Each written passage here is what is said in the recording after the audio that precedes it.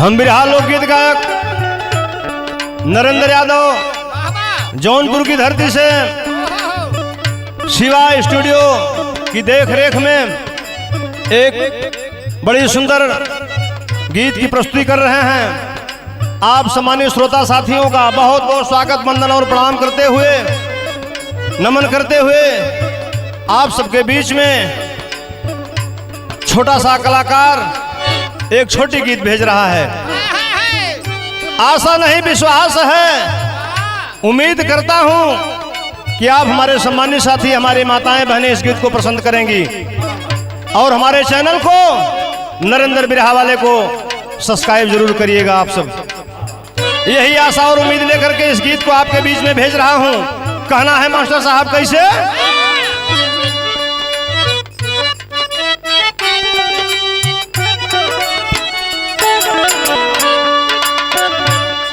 अरे देख गरीबी दुनिया माई,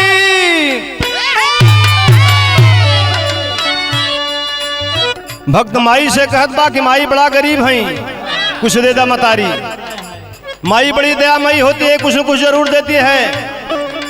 का मांगत बा भक्त भैया कि देख गरीबी दुनिया माई, अरे हमके बहुत सतावत बा।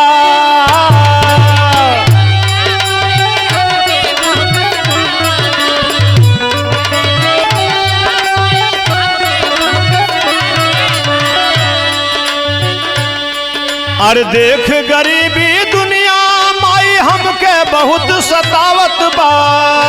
ए माई हो,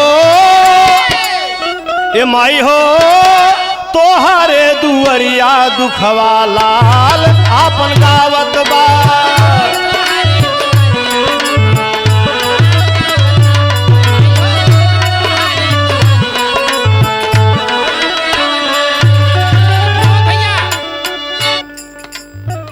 सुनिला की माई जे दुआर तोहरे गईल,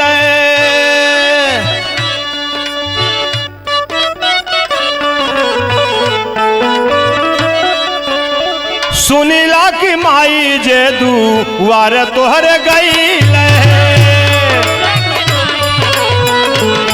जाओ जाओ, क्या बात है? कुछ ना तो कुछ जरूर माई पहिले, माई पहिले।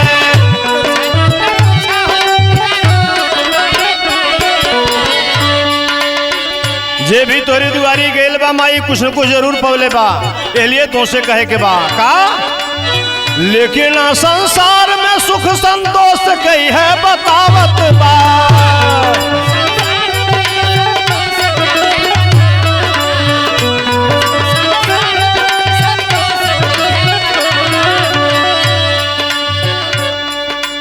लेकिन न संसार में सुख अरे संतोष है बतावत बा। ए माई हो, ए माई हो, अरे तोहरे दुअरिया दुखवा लाल आपन गावत बा।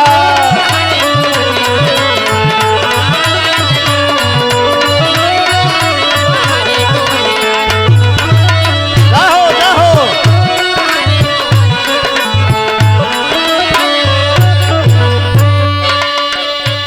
कहना हो कि दुनिया में माई ना गरीब का ठिकाना।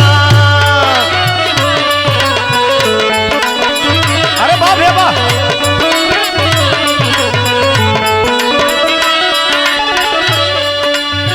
कपड़ा के बाद छोड़ा मिले नहीं खाना।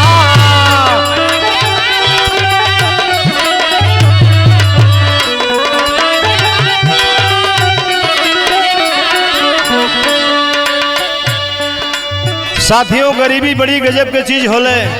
जे गरीब होला संसार में वह जाने ला का गरीबी होला बाबू। इसलिए गरीबी बड़ी गजब के चीज हो। कहना हो कि कपड़ा के बात छोड़ा अरे मिले नहीं खाना। जब से होश संभारे माई तब से दुख डरवावत बा।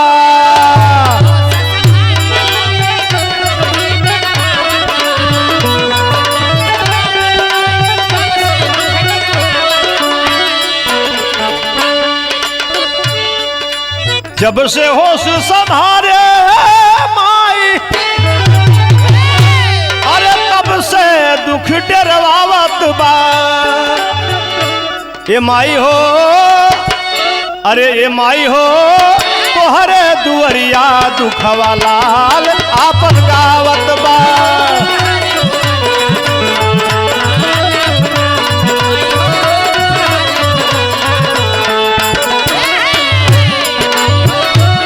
क्या बात है।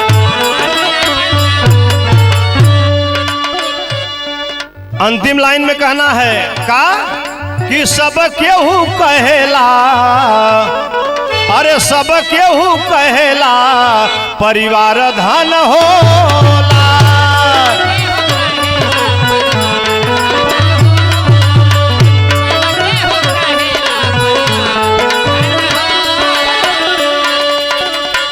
अरे हमके लगेला लोगवा हमके लगेला जो लोगवा झूठ ही कहेला कहेला।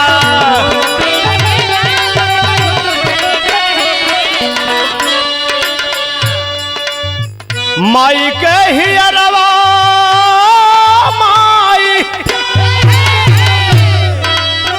माई के ही अरवा माई माई यहाँ दबावत बा।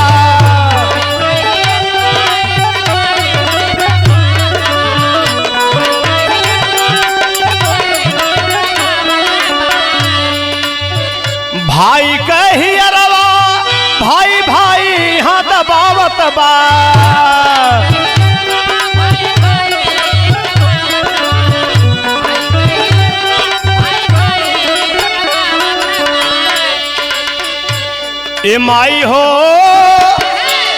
ए माई हो अरे तोहरे दुअरिया दुखवा लाल आपन गावत